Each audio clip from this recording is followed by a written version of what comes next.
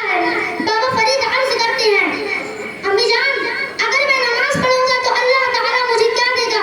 माँ ने मौका गनीमत जाना। बाबा फरीद शक्र पसंद करते थे। अगर आज आप किसी लड़के से कोई काम करवाना चाहे तो सबसे पहले उसकी मनपसंद की दीदा चीज देने का वादा करेंगे। कहेंगे बेटे ये काम करो तो पेड़ा दूंगा।